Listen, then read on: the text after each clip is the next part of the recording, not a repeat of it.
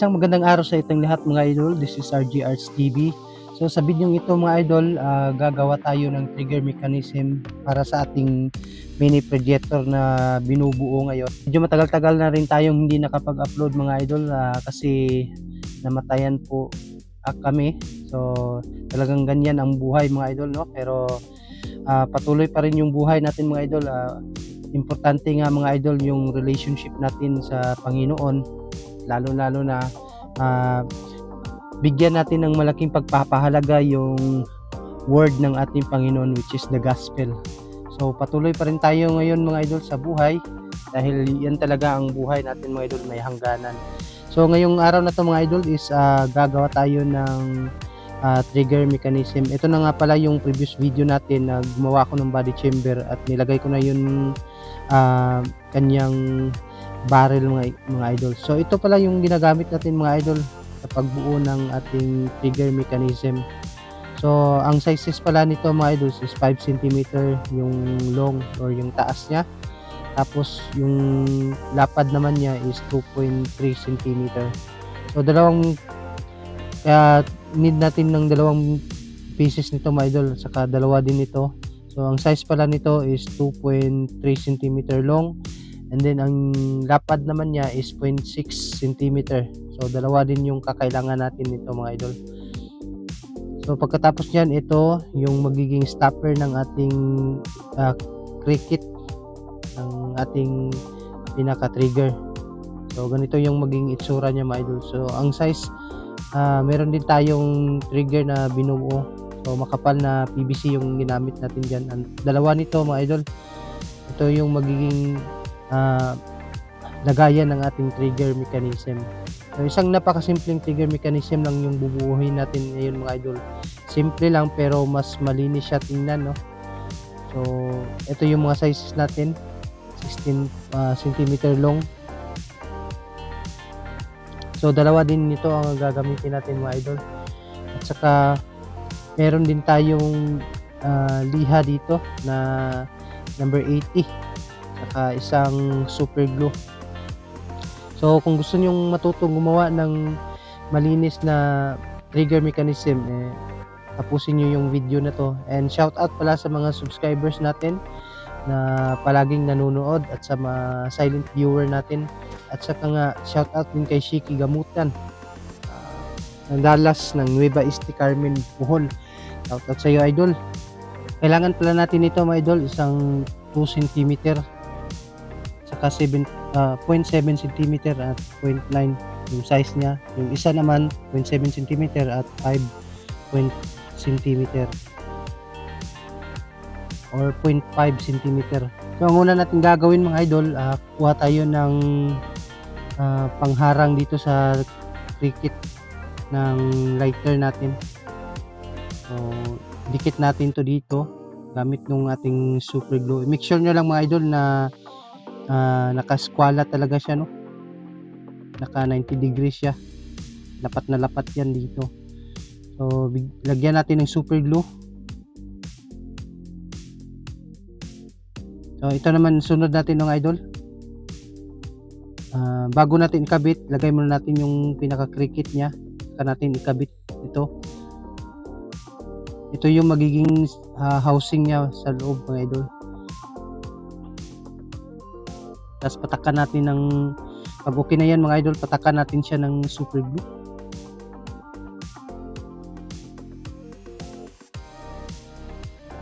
So ayan na siya mga idol, ang itsura niya. So lagyan na natin siya, pwede natin siya damihan ng super glue para magiging matibay siya, no? So after nyan mga idol, yung pangharang naman dito,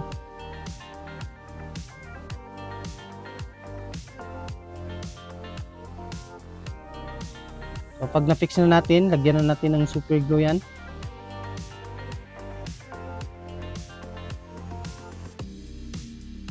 So ganito na yung itsura niya mga idol. So ikabit natin to. So itatry natin ikabit yung kanyang trigger. So ganito yung itsura niya mga idol. Pagkatapos niyan mga idol, wag muna natin siyang lagyan ng super glue. So kailangan natin siyang i-balance muna ng maigi, no, bago natin siya butasan. So wala naman tayong gato mga idol or pang-ipit. So ang ginagawa ko mga idol, tinitapean ko siya dito. Nilalagyan ko siya ng tape para pag binarina natin siya, hindi siya gumagalaw. Para maging tuwid yung pagkakabarina natin. So gagawa tayo ng butas, dalawang butas mga idol. Para naman yan sa lock niya ng ating trigger.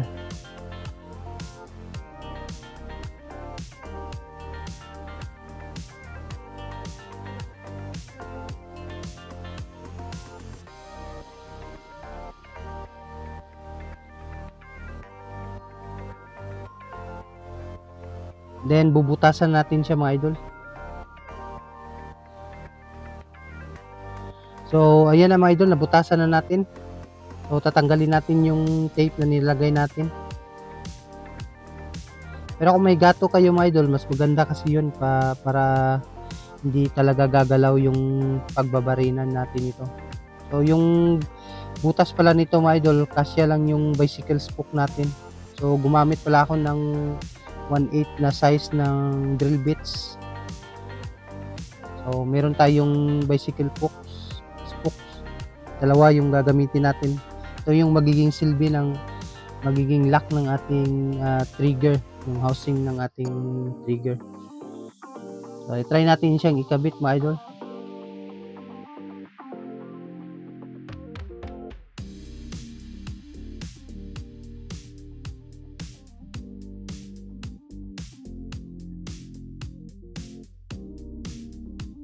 Tapos yung isang ano niya, lock niya, lagay din natin. So ayan lang siya mga idol, no. So ganyan lang kadali ng paggawa ng ating trigger mechanism. So after nyan, tatanggalin muna natin to kasi ididikit pa natin tong housing niya. So gumamit pala ako ng empty ballpen dyan mga idol, tapos tinabas ko yan, dyan ko siya ilalagay. Yan yung magiging pasukan ng ating solid wire. Kasya lang yung solid wire dito sa empty na ballpen. So dyan magtatagpo yung solid wire ng ating cricket at saka solid wire ng ating pinaka-spark mga idol, no? Ang ginawa ko nga pala dyan mga idol, tinabasan ko lang siya dyan para magkasya yung empty ballpen. Saka budbura natin ng pinudpud natin yung sa welding rod. So mas maganda kasi ito gamitin para sa akin mga idol kasi napakatibay po niya pag nilagyan na natin siya ng super glue. Para siyang nagiging bato, sobrang tigas niya. So kung wala naman kayong sa welding rod, pwede na naman yung sa PVC powder.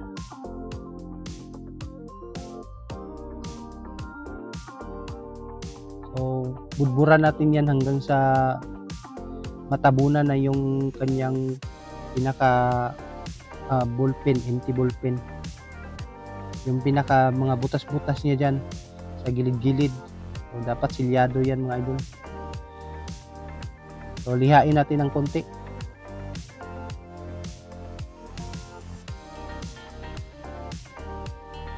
So ayan na yung itsura niya. So pagkatapos yan mga idol, dito muna tayo. So itong dalawa ilalagay natin siya dito. So medyo dikit lang natin ng konti dito sa kanyang design. Sa may solid wire niya banda. So dito natin itatago yung solid wire natin mga idol. So make sure nyo lang mga idol, no, na dapat naka-align talaga yung pagkakabit ng design nito. May trigger guard niya or trigger housing niya. Kabitan ng trigger natin para pag sinilip natin yan sa lagayan ng scoop saka sa baba, talagang pantay na pantay siya, naka-align siya, hindi siya tabi tingnan. So after nyan, nakabit na natin, ilagay natin yung housing ng trigger natin bago natin ikabit yung isa para ito yung magiging magsisilbing sukatan natin yung mga idol. So, wag nyo munang damihan ng super glue. Isa-isang patak lang. Make sure nyo lang na tuwid talaga siya bago nyo i-fix ng mabuti.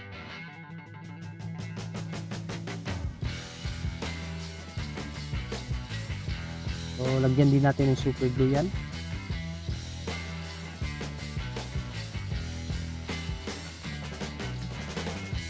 So, ang purpose yan mga idol, iniipit ko ng housing yung trigger natin para pantay talaga siya, no? Hindi maluwag yung ating trigger mechanism pag nalalagay na natin dito.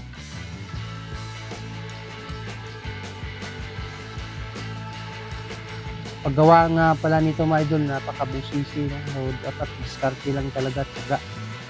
Saka may pasensya tayo kasi talagang napakabusising gawin yung mga homemade na toy gun na katulad nito. So yung mga iba nga naghahanap sila ng mga accuracy, talagang malalayo yung binabanggit nila. So kung gusto niyo naman ng malayo ay mag-isipin na lang kayo mga idol. Kasi alam natin yung kapasidad ng ating ginagawang toy gun. Hindi naman siya katulad ng mga PCP na pang long range talaga, no? So ganyan yung maging itsura niya mga idol. Tapos yung sa kabilang side mga idol, yun lang didikit natin dito sa ating ginagawang housing ng ating trigger. So kabila lang yung dikit natin dito, wag lang natin siyang lagyan ng super glue para pag nag-replace tayo ng igniter, pag nag-leak na, huhugutin lang natin dito.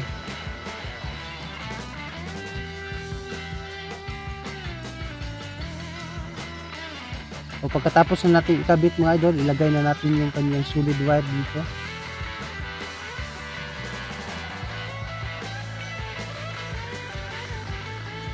So wala na talaga kayong makitang solid wire diyan. Kasi lagyan pa natin siya ng PVC diyan sa loob. So putulan lang natin to mga idol kasi sobrang mataas. Sobrahan tayo sa pagputol.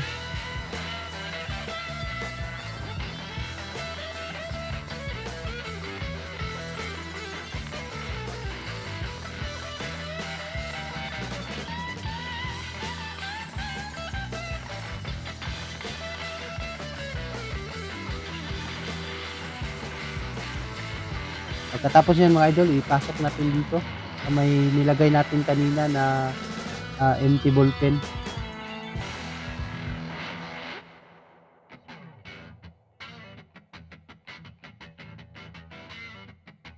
So ganyan yung itsura niya mga idol, nilagyan natin na. Nalagay na natin yung kanyang solid wire. So, balik natin yung kanyang pinaka-cricket mga idol. Kasi ilagay din natin yung kanyang trigger. So ulitin ko mga idol, napakasimpleng design lang po nito ng ating trigger mechanism. Talagang nag-stick talaga ako dito sa design na to kasi maaliwalas siya tingnan, malinis tingnan, hindi masagwa, saka madali lang siyang i-replace. So yung iba gumagawa ng plastic na handle like yung sa toy gun na 45. So wala namang problema doon mga idol kasi kanya-kanya naman tayo ng diskarte paano natin pagandahin yung ating ginagawang toy gun. Maganda at saka durable talaga, no? So yan yung quality talaga. So ibalik natin yung trigger nya. So gawa lang kayo ng gawa mga idol, mapapanahon din mga idol, mapapaganda din natin yung mga gawa natin. So lalo na nag-upgrade tayo ng ating mga laruan. So, may mga ginagawa pala ako dito mga laruan mga idol, may spray type, may pump type. So ito lang muna yung unahin natin. So ito yung orange sa PVC, gagawin natin tong pangharang dito.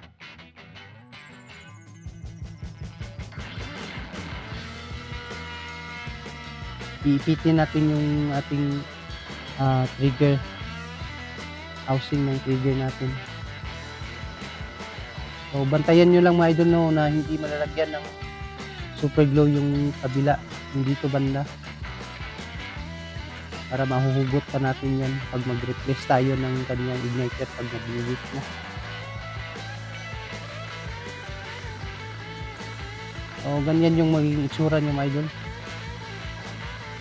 So make sure lang natin na pantay, no, yung pagkakabit natin para hindi naman masagwa tignan.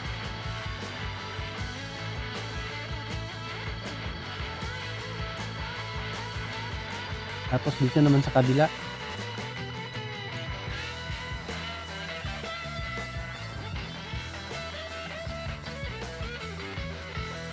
takan din natin yung super glue.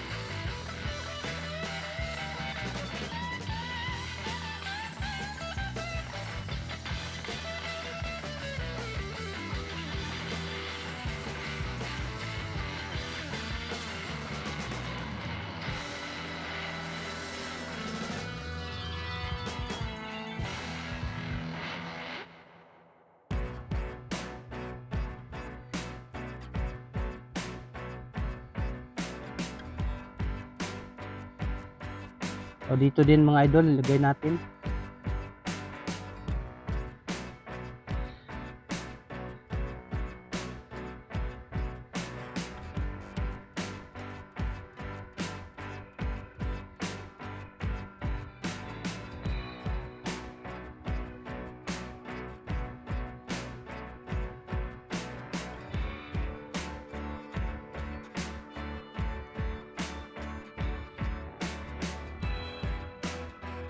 Pagkatapos ng idikit mga idol, ganito na yung magiging itsura niya.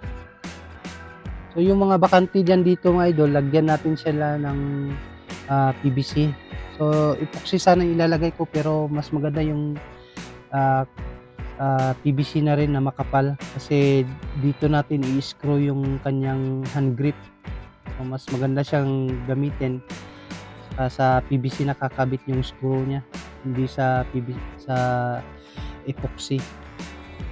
Kasi pag sa epoxy kasi hindi kumakapit yung thread ng ating screw, unlike dito sa PVC na kapit talaga yung ating pag nilagyan natin ng screw siya. So ito yung magiging silbi ng yung mga PVC na ilalagay natin mga idol. Dito natin ikakabit yung screw ng ating hand grip.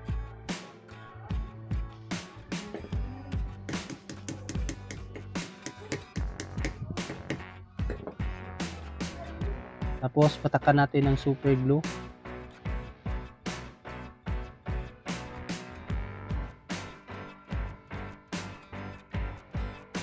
So ito naman.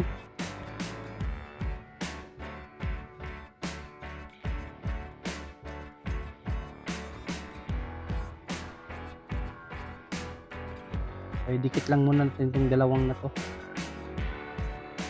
Sabay natin ilalagay.